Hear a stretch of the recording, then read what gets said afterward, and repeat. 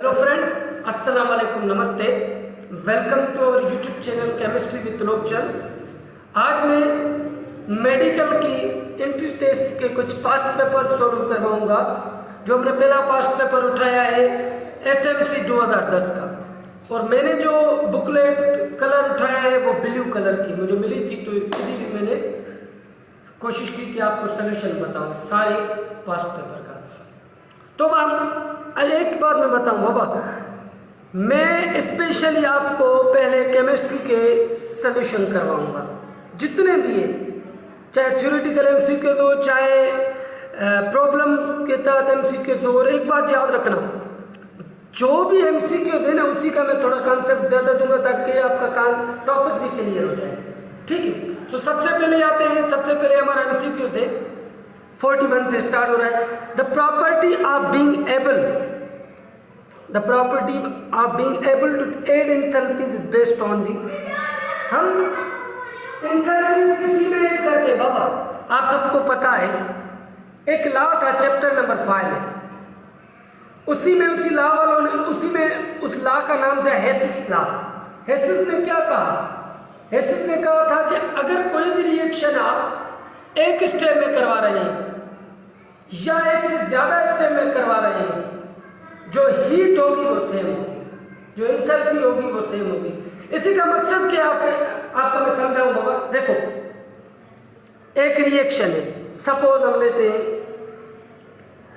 Carbon dioxide को reaction करवाते हैं सोडियम हाइड्रोक्साइड से, ठीक है बाबा, और प्रोडक्ट हो रही है सोडियम कार्बोनेट और वाटर।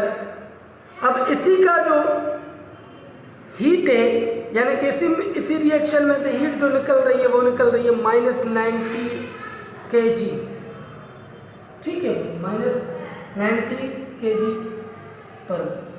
किलो जूल पर मोल। ओके, अब हम इसी रिएक्शन को दूसरे तरीके से कर रहे हैं। सपोज कार्बन डाइऑक्साइड, अच्छा, इसी में जो सोडियम हाइड्रोक्साइड के मोल्स चाहिए वो 2 चाहिए। अब हम क्या करते हैं, कार्बन डाइऑक्साइड से रिएक्शन करवाते पहले एक सोडियम हाइड्रोक्साइड के मोल्स का, तो हमारा बन रहा है सोडियम बाइकार्बोनेट, ठीक है। अब क्या करते हैं, अच्छा, जब कार्बन डाइऑक्साइड सोडियम हाइड्रोक्साइड से रिएक्शन करता है तो इसी दौरान जो हीट निकल रही है वो निकल रही है 49 निकल रही है, तो समझो माइनस होगी, ठीक है बाबा, -49 किलो जूल पर मोल। अब दूसरा मॉलिक्यूल भी है ना सोडियम हाइड्रोक्साइड का, उसी से रिएक्शन करवाते हैं, किसका? सोडियम बाइकार्बोनेट का। तो हमारा बन गया सोडियम कार्बोनेट और पानी निकला। अब इसी के दौरान जो हीट निकल रही है वो निकल रही है 41 किलो जूल पर मोल। अब मुझे बताओ बाबा, 41 के 49 ये कितने हुए? 90 ना। अब जब मैंने एक स्टेप पे रिएक्शन किया फिर भी 90, अब जब मैंने 2 स्टेप पे रिएक्शन किया फिर भी 90 किलो जूल पर मोल निकली थी हीट।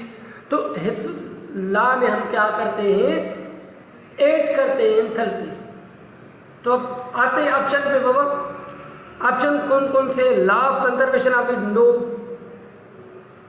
क्योंकि law of conservation of heat में हम हीट थोड़ी एंथैल्पी ऐड थोड़ी करते हैं, वो हीट रिमेन सेम होगा है। और फर्स्ट लॉ ऑफ थर्मोडायनामिक्स भी नहीं होगा, उसके अलावा लॉ ऑफ कांस्टेंट भी नहीं होगा, तो हमारा होगा तो क्या होगा? हेसिस लॉ। हेसिस लॉ क्या कहता है? हेसिस लॉ को हम दूसरा नाम से भी पुकारते हैं, क्या कहते हैं उसी को? Heat law of constant heat of summation, जिसमें हम हीट को क्या करें? ऐड करें। और याद रखें, ये जो एमसीक्यूज आया है फर्स्ट ईयर के बुक में से चैप्टर नंबर 5 का है। चैप्टर नंबर 5 का नाम है एनर्जेटिक्स ऑफ केमिकल रिएक्शन। और अब दूसरे एमसीक्यूज में आते हैं, if delta H of reaction is -100 kilo calorie पर मोल इट इंडिकेट्स द रिएक्शन। अब देखें यहाँ पे क्या है, नेगेटिव साइन है। नेगेटिव साइन का मकसद क्या होता है? हीट इवॉल्व हो, हीट आउट हो, किसी भी रिएक्शन से हीट निकले। जब हीट निकलेगी तो उसी रिएक्शन को हम क्या कहते हैं? एक्सोथर्मिक। अब देखिए एक्सोथर्मिक आता है, ऑप्शन है यहाँ पे, यस, यहाँ पे डी ऑप्शन का exothermic, it means right answer है एक्सोथर्मिक। याद रखें एक्सोथर्मिक होगा, क्योंकि एक्सो की माना ही है आउट, इवोल्व्ड, यानी कि निकलना। थर्मिक मीन्स हीट, हीट का निकलना। हीट जब निकलती है तो उसी को किस साइन से लिखते हैं? नेगेटिव से। अब यहाँ पे साइन कौन सी है? नेगेटिव, माइनस है, तो इसी का मकसद हीट निकल रही है। अब हीट निकल रही है तो ये रिएक्शन कौन सा होगा? एक्सोथर्मिक होगा।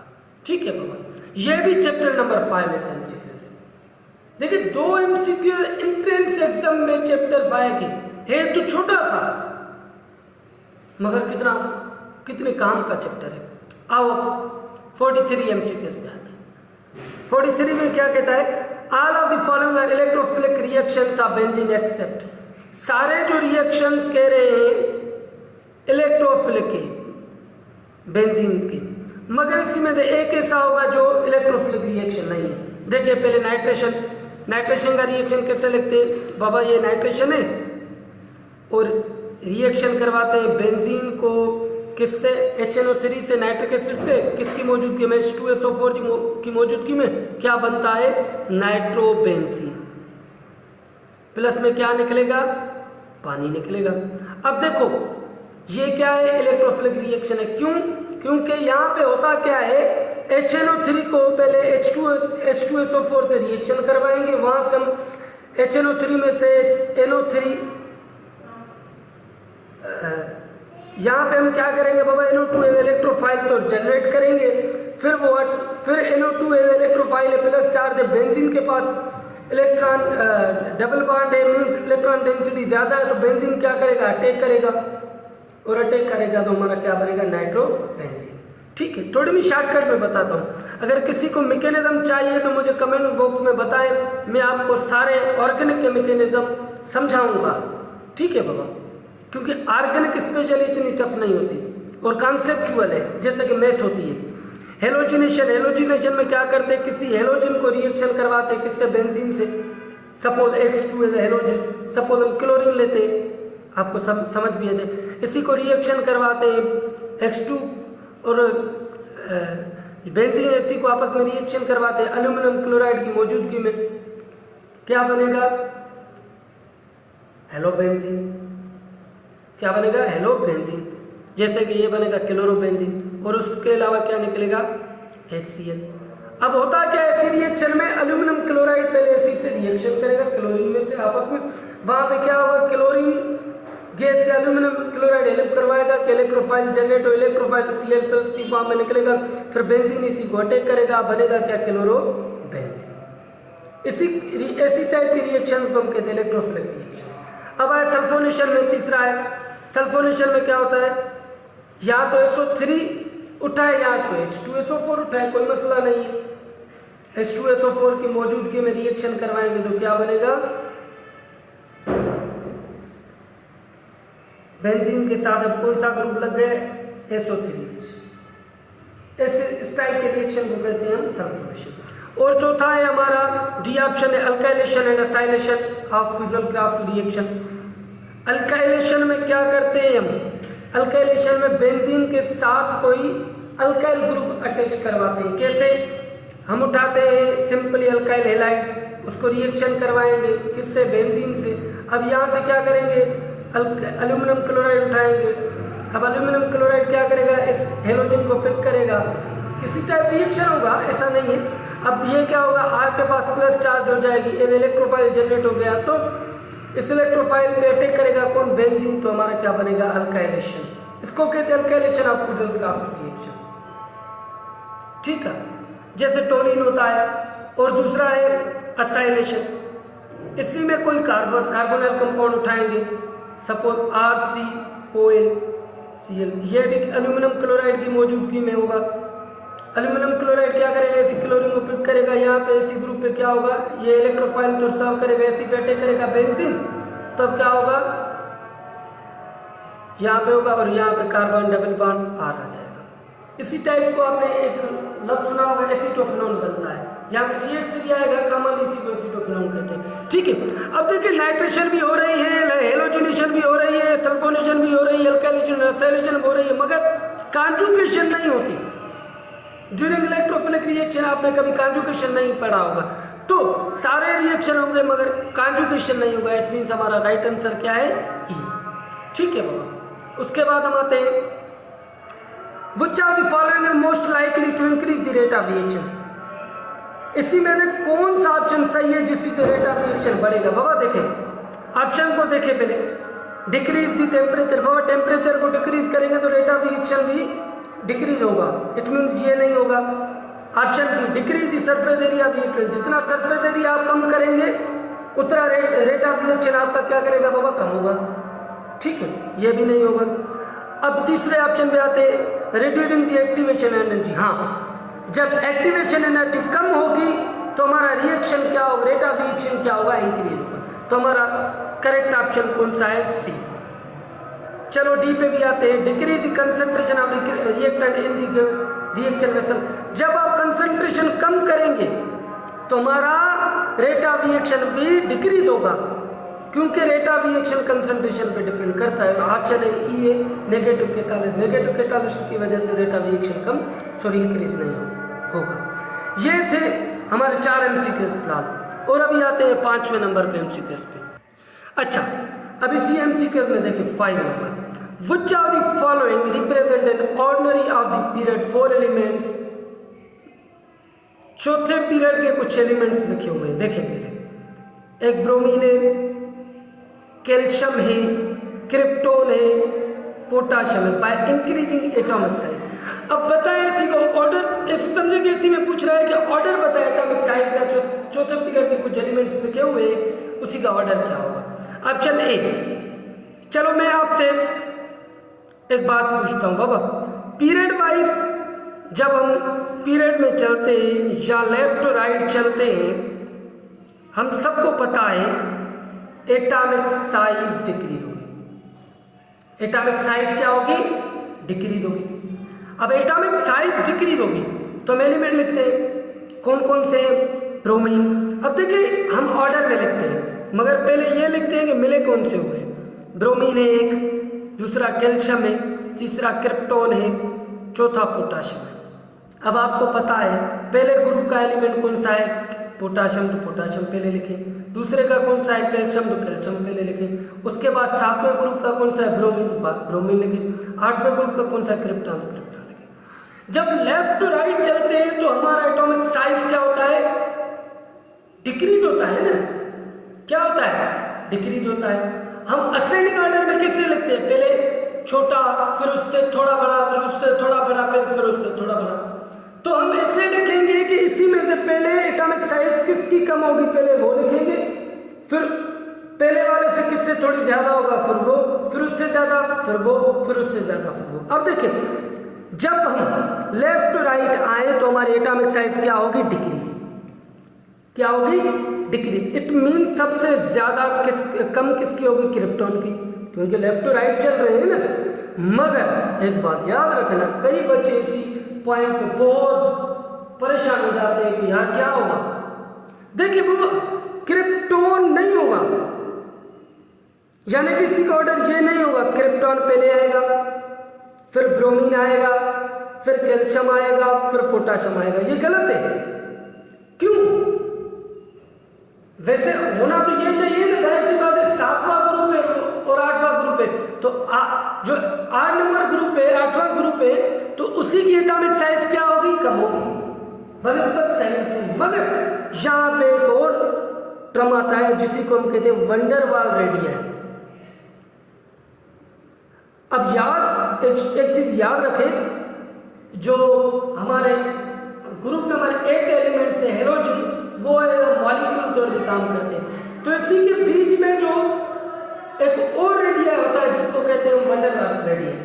अब वंडरवाल रेडिया की वजह से क्रिप्टॉन का रेडियस बढ़ जाता है एज कंपेयर टू ब्रोमीन। तो इसी वजह से यहाँ पे जो करेक्ट ऑप्शन होगा, पहले आएगा ब्रोमीन, फिर आएगा क्रिप्टॉन, फिर आएगा कैल्शियम, फिर आएगा पोटाशियम। तो हमारा करेक्ट ऑप्शन कौन सा होगा? पहले आएगा ब्रोमीन, फिर आएगा क्रिप्टॉन, फिर आएगा कैल्शियम, फिर आएगा पोटाशियम। तो हमारा करेक्ट ऑप्शन क्या है बाबा? ये है। ये समझ आई बात। अब आते हैं 46 MCQs पे। अच्छा, अब हम आते हैं MCQ नंबर 46। इसी में क्या पूछ रहा है और क्या दे रहा है। Coke is produced from bituminous coal by, MCQ में पूछ रहा है कोक बिट्यूमिनस कॉइल से बनता है, कैसे, किस प्रोसेस से। बाबा देखिए, पहले मैं कंसेप्ट बताऊं। बिट्यूमिनस कोल का मकसद होता है सॉफ्ट कोल। अब क्या करते हैं, बिट्यूमिनस कोल में सब कोक जो बनाते हैं ना, वो एक प्रोसेस होता है जिसी को कहते हैं डिस्टिलेशन, डिस्ट्रक्टिव डिस्टिलेशन। तो हमारा ऑप्शन कौन सा सही होगा, cracking no, synthesis no, substitution no, मगर ऑप्शन डी आ रहा है डिस्ट्रक्टिव डिस्टिलेशन, यस। अब पूछे कि डिस्ट्रक्टिव डिस्टिलेशन क्या होता है। देखिए बाबा, डिस्ट्रक्टिव डिस्टिलेशन ऐसा होता है कि हम कोल के कंपोनेंट्स, मुख्तलिफ कंपोनेंट्स में सेपरेट करें इन दी एब्सेंस ऑफ एयर। अब कोल लाजमी नहीं है बाबा। अब होता क्या, कैसे होता है, सपोज ये हमने एक प्रोसेस उठाया, लेट सपोज कोई ऐसा एपरेटस है। अब इसी में क्या करते हैं, मुख्तलिफ क्या है, टेम्परेचर मेंटेनिंग भी होती है यहाँ पे। ये वाल्व से कुछ स्टेट्स के हिसाब से, सपोज इसी में से गैस निकलेगी, इसी में से लिक्विड निकलेगी, इसी में से सॉलिड निकलेगी, ठीक है बाबा। इसी में क्या एक कोल है। अब इसी को हम क्या देते हैं, हीट, क्या देते हैं, हीट, मगर एयर की गैर मौजूदगी है, ठीक है। पहले क्या निकलेगा, गैस, और जो गैस निकलती है कोल से उसी को कहते हैं कोल गैस। फिर निकलेगा लिक्विड, जब जो लिक्विड निकलता है उसी को कोई कहते हैं कोल तार। कोयल तार को फिर हम क्या करते हैं, फ्रैक्शनल डिस्टिलेशन में लेके चलते हैं। फ्रैक्शनल डिस्टिलेशन में जब लेके चलते हैं तो और सारे कंपाउंड्स बनाते हैं, एरोमेटिक कंपाउंड्स होते हैं और चीज़ें भी बनाते हैं।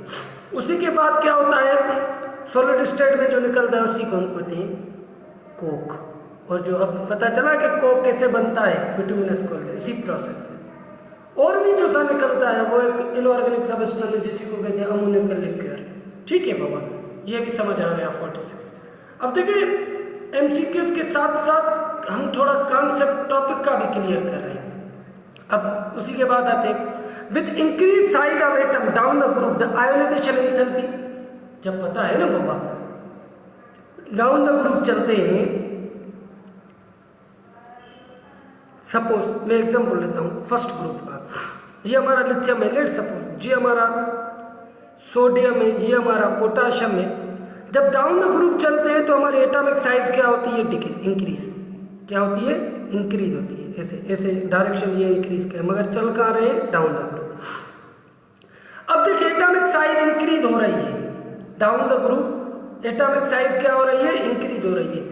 इसका मकसद क्या है कि इसका मकसद ये भी होगा शेल इंक्रीज हो रहे हैं। जब शेल इंक्रीज हो रहे हैं तो न्यूक्लियस और शेल के दरमियान डिस्टेंस क्या हो रहा है, ज्यादा हो रहा है। तो ज्यादा हो रहा है तो इलेक्ट्रॉन इजीली निकल सकता है ना, it mean electron easily ionize हो सकता है। इसका मकसद क्या हुआ, जब atomic size down the group increase हो रही है तो हमारी आयोनाइजेशन एंथैल्पी क्या होगी, डिक्रीज होगी, क्योंकि थोड़ी एनर्जी दे देंगे हम इजीली इलेक्ट्रॉन को रिमूव कर सकते हैं। तो ये याद रखें, down the group atomic size क्या होती है, इंक्रीज होती है, और आयोनाइजेशन पोटेंशियल या आयोनाइजेशन एंथैल्पी या आयोनाइजेशन एनर्जी हमारी क्या होगी, डिक्रीज होगी। क्योंकि जब एटॉमिक साइज इंक्रीज होगी तो न्यूक्लियस और शेल के दरमियान डिस्टेंस ज्यादा होगा और अट्रैक्शन न्यूक्लियस और शेल के दरमियान न्यूक्लियर अट्रैक्शन कम होगी, तो हम इजीली इलेक्ट्रॉन को रिमूव कर सकते हैं। और जब इलेक्ट्रॉन को रिमूव कर सकते हैं तो इसका मकसद कि वो एटम क्या हो गया, आयोनाइज हो गया, मींस आयंस के फॉर्म में आ गया।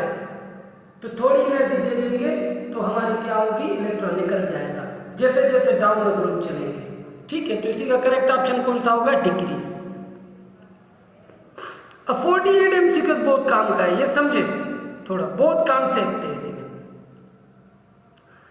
Transition metal compounds generally exhibit bright colour because of. अब इसी में क्या कह रहा है, इसी में कह रहा है कि ट्रांजिशन मेटल कंपाउंड जो होते हैं वो कलर शो करते हैं, कैसे, क्यों, वजह क्या है? Option A, the electrons in the partially filled d orbital are easily promoted to excited state. Option B, हम आते हैं क्लियर करते हैं। Option B, metals become complex in water. Option C, the metal conduct electricity producing colored light. Option D, the electron in d orbital emit energy as they relax. Option E, their valence electron cause them to bind to other metal. अब इसी का मकसद समझिए कि क्या है। देखिए मैं इसी को मैं समझा दो, एक कागज उठा लूं। अब देखिए बाबा थोड़ा समझने की कोशिश करना। अब कलर, कोई भी ट्रांजिशन में जब कलर क्यों शो करता है वो समझे। पहली बात तो ट्रांजिशन मेटल में जो डी ऑर्बिटल, डी ब्लॉक की बात करते हैं, यहाँ पे बात भी डी ब्लॉक की हो रही है स्पेशली। एफ तो हमारे सिलेबस में ही नहीं है मगर कॉन्सेप्ट होना चाहिए। इसी के बाद 5 ऑर्बिटल्स होते हैं, 1 2 3 4 5। एक का नाम होता है dxy, दूसरे का होता है dyz, तीसरे का होता है dzx, चौथे का होता है dx² माइनस y² और पांचवें का होता है dz²।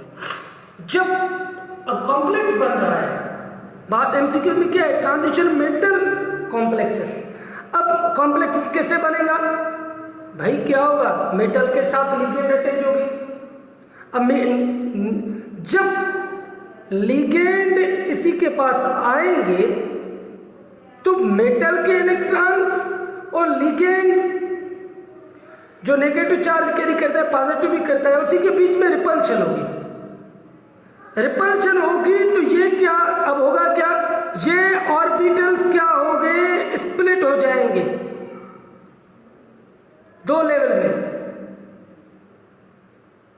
एक ये और पहले में कितने। अब इसी को कहते हैं T2G, ट्रिपली डिजेनरेटेड ऑर्बिटल। इसी को कहते हैं डबली डिजेनरेटेड ऑर्बिटल E2G। अब इसी ऑर्बिटल्स को क्या कहते हैं, पहले डीजेनरेटेड ऑर्बिटल। डीजेनरेटेड ऑर्बिटल का आपको कॉन्सेप्ट होगा, डीजेनरेटेड मींस सेम एनर्जी।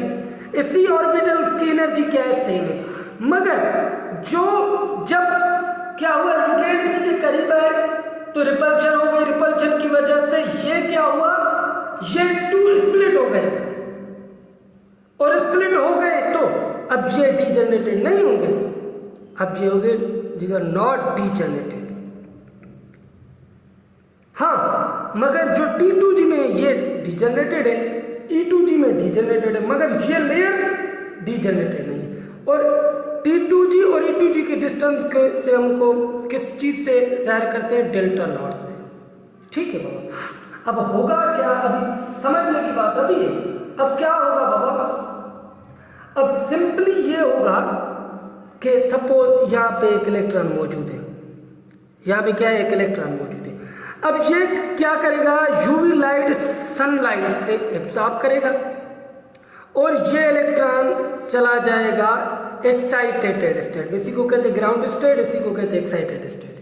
अब जब ये एनर्जी एब्जॉर्ब करेगा तो कुछ एनर्जी क्या होगी बाबा, एब्जॉर्ब हो जाएगी, मगर कुछ एनर्जी क्या होगी, रिफ्लेक्ट होगी या ट्रांसमिटेड होगी। जो रिफ्लेक्टेड या ट्रांसमिटेड होगी वो क्या करेगी, कलर शो करेगी। और इसीलिए जो हमारे कॉम्प्लेक्स कंपाउंड से वो कलर शो करते हैं। मगर ये याद रखना, D0 और D10 वाले जैसे कि जिंक हुआ, स्केडियम होगा, ये कलर शो नहीं करते, ये याद रखना। स्केडियम का ग्रुप जो है और जिंक का जो ग्रुप है 10वां, D10 वाला जिसमें 10 इलेक्ट्रॉन कंप्लीट है, ये कभी भी शो नहीं करेगा कलर। ये याद रखना। इट मीन्स ये याद रखना कि इलेक्ट्रॉन कहां से कहां गया, ग्राउंड से एक्साइटेड स्टेट में, इसीलिए इसी में कलर शो किया है। नंबर पहली बात। अब देखिए इसी एमसीक्यूज को ऑप्शन ये देना कि कॉम्प्लेक्स कंपाउंड क्यों कलर शो करते हैं, डी ट्रांजिशन की वजह से, क्योंकि ये भी डी है, ये भी डी है, डी ट्रांजिशन हुए तो इसीलिए इसी की क्या हुई, कलर शो ऑफ की। और दूसरी बात ये, इस लेयर में ग्राउंड स्टेट में कौन कौन से ऑर्बिटल आते हैं, d x y, d phi z, और तीसरा आता है डी एक्स या डी जेड एक्स, और इसी में आता है d x square minus y square d z square. और मैं बताऊं, जो एक्सप्लेन सारा कलर के हिसाब से किया है वो एक थ्योरी है CFT, क्रिस्टल फील्ड थ्योरी, आप उसी को जरूर पढ़ें। अब इसी में और भी MCQ बन सकते हैं कि भाई T2G में जो ऑर्बिटल है DXY, DYZ, DZX, ये यहाँ पे क्यों रखे गए, ऊपर नहीं रखे गए, ये भी रीजन है, इसी को हम इसी में डिस्कस नहीं करते। ठीक है बाबा, तो हमारा ऑप्शन सही कौन सा होगा, 48 का ए। क्या, the electrons in the partially filled d orbitals are easily promoted to excited state. अब देखिए ना, इलेक्ट्रॉन्स कहां से कहां चले गए, इलेक्ट्रॉन चले गए बाबा ग्राउंड स्टेट से एक्साइटेड स्टेट। कैसे चले, कैसे गए, इलेक्ट्रॉन्स ने क्या किया, एनर्जी एब्जॉर्ब की, कहां से, सनलाइट से। तो कुछ एनर्जी किसी ने इलेक्ट्रॉन एब्जॉर्ब की और कुछ एनर्जी ट्रांसमिटेड की, और ट्रांसमिटेड की तो क्या हुआ, कलर शो हुआ, जैसे कॉपर कॉम्प्लेक्स का ब्लू कलर शो होता है। ठीक है बाबा, सो ये रीजन है ए। ठीक है बाबा, और कोई रीजन नहीं है। अब आते हैं हम 49, इसी में क्या कहता है, स्टेनलेस स्टील। क्या बाबा, क्या पूछ रहा है, stainless steel is the magnesium based alloy, iron based alloy, zinc based alloy, या एल्यूमिनियम बेस्ड एलॉय, या निकल बेस्ड एलॉय। ये सबको पता है, 9th क्लास के बच्चों को भी पता है कि stainless steel is the iron based alloy. क्या है बाबा, स्टेनलेस स्टील में ज्यादा क्वांटिटी किसकी होती है, आयरन की, इसीलिए कहते हैं आयरन बेस्ड एलॉय। ठीक है, मेजर कंपोनेंट ये है। और आते हैं 50 नंबर MCQ पे, Which of the following is an element? Element कौन सा है बाबा, टेप वाटर, नो, वाटर का जिक्र पर एलिमेंट होगा, बिल्कुल भी नहीं।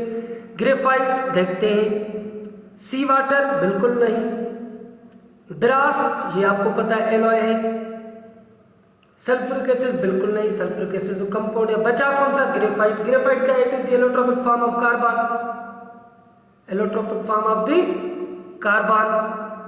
अब आपको पता है कि कार्बन क्या एलिमेंट है, सो इट मींस हमारा करेक्ट ऑप्शन कौन सा होगा, B is the correct option. Okay, अब आते हैं 51 MCQ पे।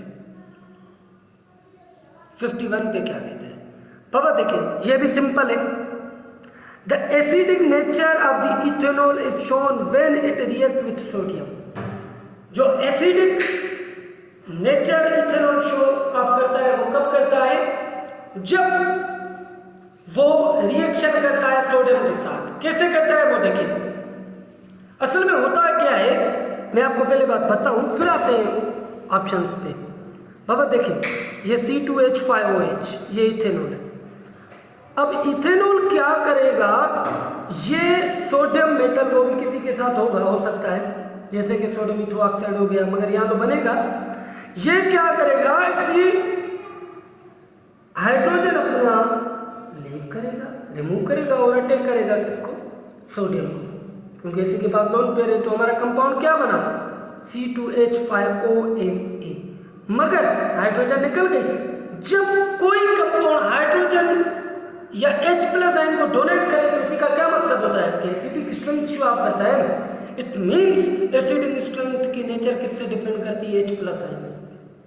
ठीक है, अब ऑप्शन पे आता है और पूछ क्या रहा है, वो कहते हैं जब इथेनॉल रिएक्शन करता है सिंपली सोडियम से तो क्या बनेगा बाबा, क्या बना, इसका क्या नाम है, सोडियम इथोऑक्साइड, सोडियम इथोऑक्साइड। अब ऑप्शन कहाँ पे, सोडियम हाइड्रोक्साइड नो बिल्कुल भी नहीं, सोडियम ऑक्साइड बिल्कुल भी नहीं, sodium ethoxide yes, correct option is C. Okay, अब आते हैं 52 पे। To what volume must 10.0 ml of 5.00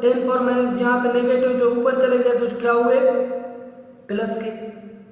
अब बेस सेम है तो पावर क्या करेंगे ऐड, 10 बेस सेम 1, यहाँ पे भी होता है 1 प्लस 1 कितने हुए 2।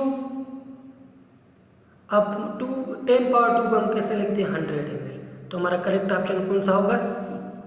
आप सिंपल कैलकुलेशन भी कर सकते हैं जैसे आपको इजीली लगे, ये मैं विदाउट कैलकुलेटर के हिसाब से किया है। अब आते हैं 53 एमसीक्यूज पे, क्या पूछता है what functional groups are present in compounds. ये कंपाउंड है, इसी में फंक्शनल ग्रुप कौन से है, मैं यहाँ पे लिख रहा हूँ कंपाउंड को। ये बेंजीन है बाबा, कैसे भी लिखे ऐसे लिखे फिर भी बेंजीन ही होगी, ठीक है। यहाँ पे OCH स्थिर ग्रुप और यहाँ पे COOH है। आपको पता है ये समझो R है और ये क्या है ऑक्सीजन है, ये क्या है और एक R किसका जनरल फार्मूला होता है ईथर का ना, तो एक क्या हुआ ईथर और दूसरा क्या है C+OH, यानी किसी को सिंपल लिखे C+OH। ये किस फंक्शनल ग्रुप किसको जाहिर करते हैं, ये फंक्शनल ग्रुप जाहिर करते हैं कार्बोजाइलिक, किसको करते हैं कार्बोजाइलिक। इट मीन इसमें दो फंक्शनल ग्रुप्स हैं, एक हमारा ईथर दूसरा हमारा कार्बोजाइलिक। तो पहले ऑप्शन में क्या कह रहा है ester ether no, ester amine no, ester and carboxylic no, और डी ऑप्शन है ether and carboxylic, yes D option is correct, ether और कार्बोजाइलिक होगा। होपफुली ये भी 53 आपका क्लियर हो गया होगा। अभी आते हैं हम एमसीक्यू नंबर 54 पे, ठीक है बाबा। अब देखिए पिलग्रिया एक डिजीज है, is caused by the deficiency of which of the following vitamin. ये एमसीक्यू बायोकेमिस्ट्री में से लिया गया है सिंपली, और chemistry of life chapter number 10। Vitamin A की वजह से नो, विटामिन बी की वजह सी की वजह से नो, विटामिन के की वजह से नो, राइबोफ्लाविन की वजह से नो, नाइसिन की वजह से यस, B3 की वजह से होते हैं, इसी की वजह से पैदा होते हैं। ये आपको कुछ रटने पड़ेंगे, ठीक है बाबू। अब आते हैं 55 पे। Which of the following statement is true regarding atomic hydrogen. Atomic hydrogen के हिसाब से कौन सी स्टेटमेंट सही है। Atomic hydrogen is less reactive than molecular hydrogen, बिल्कुल गलत है। मॉलिक्यूलर फॉर्म ज्यादा रिएक्टिव होता है या एटॉमिक? एटॉमिक होता है ना, ये इसी में क्या अपोजिट बात हो रही है कि एटॉमिक ज्यादा है मॉलिक्यूलर से, बिल्कुल नहीं, गलत है ये। दूसरे ऑप्शन पे आते हैं most of reactions of atomic hydrogen take place at ordinary temperature and some even below room temperature. में भी ये हो सकता है कि इसका मकसद क्या है, जो एटॉमिक हाइड्रोजन के रिएक्शन है वो अक्सर होते हैं ऑर्डिनरी टेम्परेचर पे और कुछ होते हैं उसके नीचे, ऑर्डिनरी टेम्परेचर से भी नीचे। और ऑप्शन सी पे आते हैं the product obtained as a result of dissociation of atomic hydrogen is known as molecular hydrogen, बिल्कुल गलत है। मॉलिक्यूलर हाइड्रोजन की डिसोसिएशन होती है फिर एटॉमिक बनता है ना, या एटॉमिक हाइड्रोजन की डिसोसिएशन होती है फिर मॉलिक्यूलर बनता है, नहीं, गलत है ये। ऑप्शन डी पे आते expected reactions of atomic hydrogen are only those in which more than 104 kilocalories per moles are evolved per 2 gram of atoms of hydrogen. ये लाभ भी नहीं है, ये भी नहीं होगा। और आल ऑफ दीज नहीं, आल ऑफ दीज जब पहला भी ए भी नहीं हो रहा, सी भी नहीं हो रहा, डी भी नहीं हो रहा, आल ऑफ दीज भी नहीं होगा। अब हमारा होगा क्या पी, क्योंकि एटॉमिक हाइड्रोजन के रिएक्शन जल्दी होते हैं, वो आम टेम्परेचर भी हो जाते हैं। अगर आम टेम्परेचर पे नहीं होते तो कुछ कुछ ऐसे रिएक्शन फास्ट होते हैं कि वो आम टेम्परेचर से भी कम टेम्परेचर पे रिएक्शन हो जाते हैं। ठीक है बाबा, तो हमारा 55 का ऑप्शन नंबर बी सही है। अब 56, ये तो ऐसे समझो जिसी को कुछ केमिस्ट्री आती भी नहीं फिर भी ये कर लेगा। कैसे? एब्सोल्यूट जीरो का वैल्यू क्या होता है? -237.16 -273.16 केल्विन -273.16 डिग्री सेंटीग्रेड। जैसे -273 273.16 degree centigrade shows the absolute zero. Okay, यह भी क्लियर हो गया। अब आते हैं हम बाबा एमसीक्यू नंबर 57 पे। क्या पूछता है? अक्वारिजा, अक्वारिजा ये एमसीक्यू लिया गया है chapter number 4 inter chemistry P block से, और टॉपिक है HNO3 का, नाइट्रिक एसिड। ठीक है बाबा, अक्वारिजा को हम और भी कहते हैं रॉयल वाटर, अजीम पानी है ये किससे बना होता है? आप सबको पता है अक्वारिजा बना होता है, एक पार्ट होता है कंसंट्रेटेड, सॉरी नजर नहीं आ रहा है, एक पार्ट होता है कंसंट्रेटेड HNO3 का, और 3 पार्ट्स होते हैं किसके? कंसंट्रेटेड HCl के। HCl कंसंट्रेटेड की फॉर्म में होगा। तो इसका मकसद क्या है? ऑप्शन ए पे आते हैं, एक part by volume of concentrated HCl नहीं होगा, 3 हो गए HCl के। 2 पार्ट ऑफ कंसंट्रेटेड HCl नहीं होगा। ऑप्शन सी में 1 part by volume of concentrated HNO3 and 3 part by volume of concentrated HCl, ये सही है। अक्वारिजा में कितने HNO3 कंसंट्रेटेड होते हैं? 1 पार्ट बाय वॉल्यूम होता है, और HCl के कितने होते हैं? 3 होते हैं। ये था हमारा सिंपल किसका एमसीक्यू चैप्टर नंबर 4 का था, एमसीक्यू इंटर केमिस्ट्री से। 8 पे आते हैं बाबा, in Hoopes electrolytic method of aluminium refining the reaction which takes place at cathode. अब इसी में क्या कह रहा है? होप्स इलेक्ट्रोलाइटिक मेथड होता है जिसमें हम एल्यूमिनियम की रिफाइनिंग करते हैं। बताओ कैथोड पे कौन सा रिएक्शन होगा? बाबा देखिए, कैथोड पे सिंपली एल्यूमिनियम इलेक्ट्रॉन पिक करेगा, क्योंकि पहले वो देकर आया है कितने? 3 आउटर मोस्ट शेल में 3 इलेक्ट्रॉन है। अब वो कैथोड पे जाकर यार मुझे इलेक्ट्रॉन तो दे दे, तो एल्यूमिनियम क्या करेगा? 3 इलेक्ट्रॉन्स वहां से लेकर सिंपली क्या बनेगा? एल्यूमिनियम इधर न्यूट्रल स्टेट। अब देखिए इसी में तो कौन सा ऑप्शन है इसके साथ वो करेक्ट है। एल्यूमिनियम 3 इलेक्ट्रॉन लॉस करेंगे? बिल्कुल नहीं। एल्यूमिनियम 3 इलेक्ट्रॉन लेंगे और एल्यूमिनियम बनाएंगे? हाँ बिल्कुल, बी ऑप्शन है करेक्ट। होपफुली मेरे ख्याल में 58 एमसीक्यूज भी आपको समझ आ गया होगा। अब आते हैं हम simply 59, sodium benzene dodecyl sulphate is the main active constituent of, ये एमसीक्यू रटने वाला है। Sodium benzene dodecyl structure में आपको बता दूं, ये हमारी होती है बेंजीन, सपोज ये हमारा होता है सल्फेट, सोडियम सल्फेट लिख रहे हैं, सोडियम है और ये सल्फेट, ठीक है। अब 6 ये है, 1 2 3 4 5 6 7 8, 1 2 3 4 5 6 7 8 9 10 11 12 और 6 18, ये स्ट्रक्चर होती है sodium benzene dodecyl sulphate की। Sodium benzene dodecyl sulphate is the main active constituent of, किसका होता है? सर्फ का होता है। ये डिटर्जेंट बनाने में काम आते हैं, तो ये ऑप्शन बी हमारा सही होगा, ठीक है। ये चैप्टर नंबर 11 से उठाया गया एमसीक्यूज इंटर क्लास के। अब आते हैं 60 एमसीक्यूज में। The calories produced per gram of fat are, fat कितनी कैलोरी बनाता है पर ग्राम अगर उठाएं? तो बाबा ये रटने वाला एमसीक्यू है, बायोकेमिस्ट्री के लिंक के चैप्टर नंबर 10, ये है हमारी 9 कैलोरीज। कितनी बनाएगा? 9 कैलोरीज। ठीक है बाबा। उसके बाद आते हैं the significant figures for 1.41 into 10⁻³ 3.546। देखिए क्या पूछ रहा है, 1.41 into 3.546। इसी में बताएंगे कि सिग्निफिकेंट फिगर्स कितने होंगे। बाबा सो सिंपल, आप पहले इसको मल्टीप्लाई करें फिर जितने सिग्निफिकेंट बने। अब एक तो ऑप्शन पहले क्या करें, मल्टीप्लाई 1.41 को मल्टीप्लाई करेंगे 3.46 से, कितने बनेंगे हमारे 4.9986। ये जवाब आया। अब देखें यहाँ पे एक चीज देखनी है, इसी जब हम इसी को मल्टीप्लाई कर रहे हैं तो वो वैल्यू उठाएं जिसमें में कम सिग्निफिकेंट फिगर है, तो जवाब में भी वही वैल्यू आएगा, वही उतने सिग्निफिकेंट फिगर आएंगे।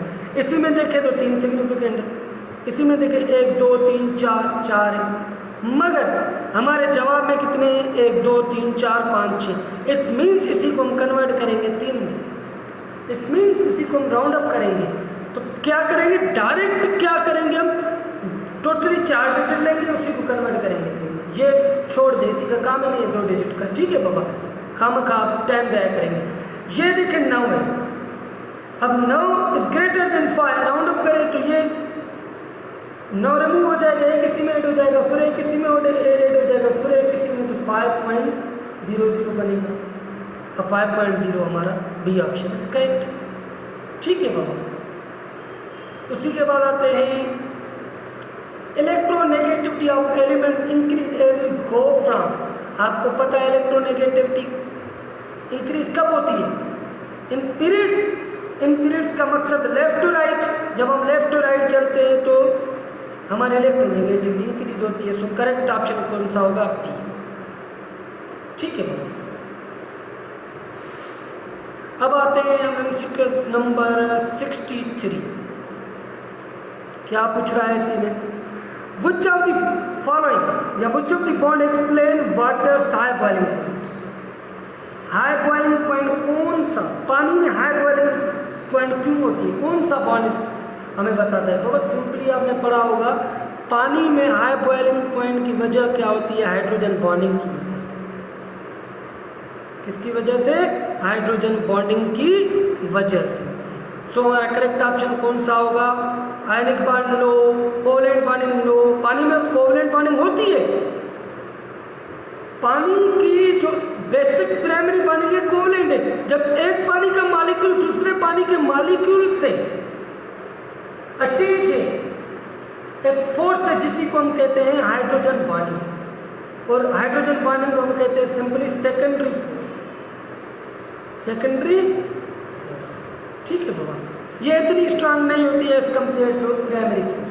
जो हमारे आयोनिक कोवलेंट आते हैं या कोऑर्डिनेट आते हैं वो प्राइमरी में आते हैं, और हाइड्रोजन बॉन्डिंग हमारी आती है सेकेंडरी में। ठीक है बाबा, ये मॉलिक्यूल्स के दरमियान हो गई है। ठीक है बाबा। मेटालिक बॉन्ड बिल्कुल नहीं, पोलर कोवलेंट बॉन्ड बिल्कुल नहीं, तो हमारा बचा कौन सा? हाइड्रोजन। ठीक है बाबा। Which of the following occurs in contact process. Contact process में कौन सा होता है? सल्फर। आपको पता है कॉन्टैक्ट प्रोसेस में क्या होगा? सिंपली आपको याद है, सल्फर ट्राइऑक्साइड को रिएक्शन करवाएंगे किसके साथ? H2SO4 के साथ, और बनेगा क्या? ओलियम, जिसका मॉलिक्यूलर फार्मूला क्या है? C2SO7। कॉन्टैक्ट प्रोसेस में ये बनेगा। अब देखें इसी में तो ये ऑप्शन है तो सही है। Sulphur dioxide is dissolved in water, बिल्कुल नहीं। Sulphur trioxide dissolved in water, बिल्कुल नहीं। सल्फर डाइऑक्साइड डिसॉल्व्ड इन डाइल्यूट H2SO4, नहीं। मगर SO3 sulphur trioxide. Option D, sulphur trioxide is dissolved in concentrated H2SO4। और याद रखें, ये भी इसी में ये एमसीक्यू आ सकता है कि सल्फर ट्राइऑक्साइड अगर H2SO4 कंसंट्रेटेड में डिसॉल्व करेंगे तो क्या बनेगा? ओलियम। ओलियम का मॉलिक्यूलर फार्मूला क्या है? H2SO7। ठीक है बाबा। एमसीक्यूज कहीं से भी आ सकते हैं, ये ना कहें कि ये अगर सिलेबस में कोई भी टॉपिक है सीडीएस है एमसीक्यू का एक भी ना छोड़े, ये ना सोचे कि ये काम का नहीं है, ये नहीं आएगा, ये पहले नहीं आया था, ये आपकी गलती है। उसी ने जो टेस्ट वाले उसी ने सिलेबस दिया है तो उसी हिसाब से आपको कंप्लीटली प्रिपरेशन करनी है, ठीक है बाबा। The bond angle of linear की बॉन्ड एंगल क्या होती है? 102। सिंपल स्ट्रक्चर सपोज ये होती है बी, ये x जनरली ले रहे हैं, सॉरी 180 180 होती है ना, ये कितनी हुई 180। ट्रायगोनल की स्ट्रक्चर ऐसी जो ट्रायंगुलर फॉर्म में, इसकी कितनी होगी 120 120। और टेट्राहेड्रल उसकी होती है 109। ट्रायगोनल की कितनी 120 डिग्री। अब टेट्राहेड्रल की स्ट्रक्चर ऐसे होती है, सपोज यहाँ पे x, यहाँ पे x, यहाँ पे x, यहाँ पे x। टेट्रा मीन्स 4, जिसमें 4 एंगल्स हैं। अब देखें लीनियर की 180 है और ट्रायगोनल की 120 है और टेट्रागोनल की 109, जिसमें ये ऑप्शन है वो करेक्ट है। 180 120 109, सो हमारा ऑप्शन ए इज राइट, ठीक है बाबा। ये भी समझ आ गया। ये एमसीक्यूज फिर से चैप्टर नंबर 5 क्या पूछ रहा है? द हीट इवोल्व्ड और absorbed during chemical reaction depends upon. Book की लाइंस दिए, बुक की लाइंस लिखी हुई है कि किसी भी केमिकल रिएक्शन दौरान जब हीट निकलती है या देते हैं किस चीज पे डिपेंड करता है? आपको याद है, एक तो the amount of chemical substance evolved, इसी पे भी डिपेंड करता है, टेम्परेचर भी डिपेंड करता है, बिल्कुल। The physical of the substance evolved, बिल्कुल। Whether the reaction occurs at constant pressure और कांस्टेंट वॉल्यूम, बिल्कुल ये भी सही है। और ऑप्शन ई में भूल गया हूँ, वो होगा all of these. So all of these correct option है 66 के, क्योंकि सब पे डिपेंड करता है बाबा। हीट जब किसी भी रिएक्शन के दौरान इवोल्व होती है या एब्जॉर्ब होती है, वो इन चारों फैक्टर्स पे डिपेंड करता है। चैप्टर नंबर 5 और चैप्टर नंबर 5 के पेज नंबर, चैप्टर के हिसाब से पेज बता रहा हूँ, 2 से दिया गया यही एग्जाम। लाइंस से बिल्कुल लाइंस। अब आए MCQ 67, example of transition metal complex A9. Transition metal complex A9 का एग्जाम्पल क्या हो सकता है बाबा? देखिए एक ट्रिक याद रखें, जब कॉम्प्लेक्स की पहली पहचान होती है वो स्क्वायर ब्रैकेट में बंद होती है। जब कोई कॉम्प्लेक्स स्क्वायर ब्रैकेट में है, उसके ऊपर कोई चार्ज भी नहीं है, आपस में कोई उसके आगे पीछे कोई और ग्रुप या एलिमेंट नहीं है, इट मीन्स वो क्या है? Neutral complex. क्या है? न्यूट्रल। और दूसरी बात, जब एक कॉम्प्लेक्स है और इसी के आगे कोई एलिमेंट है, सपोज सोडियम है, तो ये क्या है? हमारा कॉम्प्लेक्स होगा कैटायनिक कॉम्प्लेक्स, सॉरी एनायनिक। क्या होगा? एनायनिक, क्योंकि एनायन पहले कैटायन लिखते हैं, कैटायन में प्लस चार्ज और इसी पे माइनस शो करती है एनायनिक। नंबर तीसरी, जब एक कॉम्प्लेक्स है इसके पीछे कोई है, सपोज Cl है, तो इसका मकसद क्या है? इसी पे चार्ज कौन सी होगी? प्लस, इसी पे माइनस, तो ये कॉम्प्लेक्स होगा कैटायोनिक। अब हमसे क्या पूछा गया है कि भाई इनमें से कौन सा एग्जाम्पल एनायनिक कॉम्प्लेक्स का है? अब देखिए CONH3, इसी के पीछे Cl3 है, मकसद के नहीं है, क्योंकि ये कैटायन जो बिहेव करेगा ये एनायन है, मगर एनायन जो सिंपल एटम है, कॉम्प्लेक्स नहीं है। ऑप्शन सेकंड पे आता है, फिर भी क्लोरीन है पीछे, बिल्कुल ये भी नहीं है। ऑप्शन सी पे आता है PT, इसी के आगे पीछे कुछ भी नहीं है, ये भी नहीं होगा। ऑप्शन डी में भी आगे पीछे कुछ नहीं है, ये भी नहीं होगा। ऑप्शन ई पे देखें K3 और कॉम्प्लेक्स में है कोबाल्ट NO2 6। अब देखिए इसी के आगे क्या है? पोटाशियम, और इसी के पीछे क्या है? कॉम्प्लेक्स है। मैंने क्या बताया, जब इसी के आगे किसी भी ट्रांजिशन मेटल कॉम्प्लेक्स के दौरान कोई मेटल्स आगे आ जाए, कोई ग्रुप आगे आ जाए, उसी के बाद कॉम्प्लेक्स आ जाए, तो इसी का मकसद उस कॉम्प्लेक्स को क्या कहेंगे? एनायनिक। अब सिचुएशन इसी में भी क्या है? यही। तो हमारा सही आंसर क्या होगा? ई। क्या होगा बाबा? ई। K3 CONO2 अब इसी में भी चैप्टर नंबर 5 में से भी बहुत MCQ दिए हैं। अभी हमारे 3 MCQ रह रहे हैं जिसे भी हम डिस्कस करते हैं। MCQ नंबर 68 जो लिंक करता है chapter number 2 first year chemistry से। If the volume of gas is plotted against the total pressure the curve obtained would be. क्या कह रहे हैं, थोड़ा देखिए। ये कह रहे हैं कि अगर वॉल्यूम ऑफ गैस, अगर वॉल्यूम और प्रेशर के दरमियान हम कर्व बनाएं तो कौन सी बनेगी। आपको पता है ऐसा रिलेशनशिप, ऐसा लॉ, पहले मैं बताऊं थोड़ी हिस्ट्री, जिसी में हम वॉल्यूम और प्रेशर का रिलेशनशिप देखते हैं, उसी लॉ को कहते हैं बॉयल्स लॉ।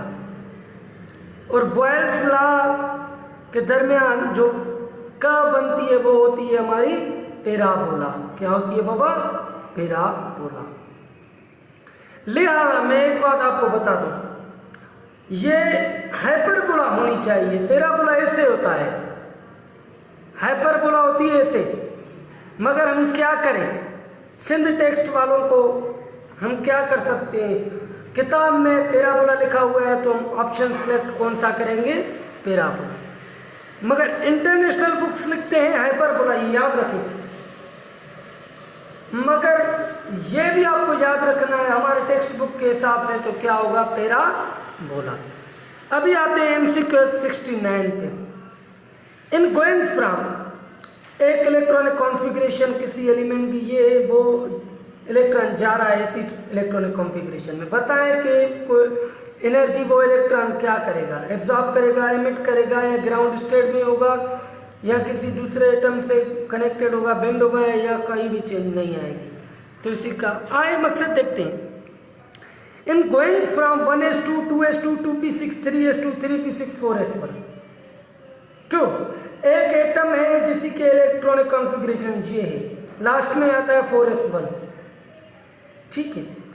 अब वो जाता है 1s2 2s2 2p6 3s2 3p5 4s2, यानी कि इसके आगे भी हम लिखते हैं 3p6 तब्दील होता है 3p5 में, और ये होता है 4s2। अब देखें ये लास्ट आउटर मोस्ट शेल के इलेक्ट्रॉन 1 में से कौन से कहाँ पे जा रहे हैं, 4s2 में। इट मीन्स ये इलेक्ट्रॉन ग्राउंड स्टेट से जा रहे हैं एक्साइटेड स्टेट पे। कहाँ पे जा रहे हैं, ग्राउंड, ये है ग्राउंड स्टेट, ये एक्साइटेड स्टेट। ये इलेक्ट्रॉन ग्राउंड स्टेट से एक्साइटेड स्टेट में जा रहे हैं। जब कोई एटम के इलेक्ट्रॉन ग्राउंड से एक्साइटेड स्टेट में जाते हैं तो एनर्जी क्या करता है, एब्जॉर्ब। तो इसका मकसद कि इसका राइट आंसर होगा ए। क्या होगा बाबा, ए। अब दूसरे MCQ पे आते हैं, लास्ट है हमारा 70। द लेटेंट हीट ऑफ, क्या, the latent heat of fluid defined as. अब लेटेंट हीट की डेफिनेशन पूछ रहा है बाबा। लेटेंट हीट ऑफ फ्लूइड, ये टॉपिक है हमारा चैप्टर नंबर 2 सॉलिड स्टेट में है, कनेक्टेड ही। गैस भी एक ही चैप्टर में, सॉलिड भी एक ही चैप्टर में, लिक्विड भी एक ही चैप्टर में। उसी की डेफिनेशन पूछ रहा है। ये एज MCQ लाइन से ली गई है, कहाँ से, पेज नंबर मेरे ख्याल से 69 है, चैप्टर नंबर 2 लास्ट पेज है, वहां पे चैप्टर ईट होता है, वहां से ये लाइन ली गई है कि लेटेंट हीट ऑफ फ्लूइड को कैसे डिफाइन करेंगे। ऑप्शन है the heat energy required to change 1 milligram of solid into liquid at its melting point. दो चीजें देखनी है, ये तो सही है, the heat energy required to change, मगर लेटेंट हीट की डेफिनेशन में होता है 1 gram of solid convert into liquid at its melting point, मगर यहाँ पे कितनी है, 1 मिलीग्राम है, तो ये नहीं होगा। ऑप्शन सेकंड पे आते हैं, बी पे, the heat energy required to change 1 kilogram, गलत है। Option C, the heat energy required to change 18 gram, गलत है। Option D, the heat energy required to change 1 gram of solid into liquid at its melting point. देखिए इसी option में क्या लिख रहा है कि हीट एनर्जी चाहिए किसी भी सॉलिड 1 ग्राम सॉलिड को कन्वर्ट करे लिक्विड में, उसकी मेल्टिंग पॉइंट के तहत, तो इसी को क्या कहते हैं, लेटेंट हीट। डेफिनेशन में यही है ना कितना ग्राम लेना चाहिए? 1 ग्राम। 1 ग्राम सॉलिड को हम कन्वर्ट करें लिक्विड में, उसकी मेल्टिंग पॉइंट तक, उस दौरान जितनी भी हीट हमको रिक्वायर है उसी को क्या कहते हैं? Latent heat of fluid. इसका मकसद क्या है? हमारी जो स्टेटमेंट सही है वो डी सही, option D is correct. Hopefully मेरे ख्याल से ये आज मैंने जो 2010 एसएमसी के पास्ट पेपर सॉल्व करवाए हैं आपको कंप्लीटली समझ आए होंगे, क्योंकि इसी में मैंने ना सिर्फ एमसीक्यू सॉल्व करवाए, इसी में आपको मैंने टॉपिक के हिसाब से कॉन्सेप्ट भी दिया और ये भी कहा कि कैसे एमसीक्यू और भी आ सकते हैं। सो मेरी एक दोस्तों से रिक्वेस्ट है कि ये वीडियो हर एंट्री प्रिपरेशन के स्टूडेंट्स तक पहुंचे ताकि वो ज़्यादा से ज़्यादा फ़ायदा उठाएं और चैनल को सब्सक्राइब करें। अगर कोई भी केमिस्ट्री के हिसाब से, फिजिक्स के हिसाब से, मैथमेटिक्स के हिसाब से आपको कोई भी मसला आए आप मुझसे कमेंट बॉक्स में पूछ सकते हैं। सिर्फ कमेंट बॉक्स में आप अपना सवाल लिखें, मैं आप कोशिश करूंगा कि आपको आंसर दे सकूं। Thank you so much.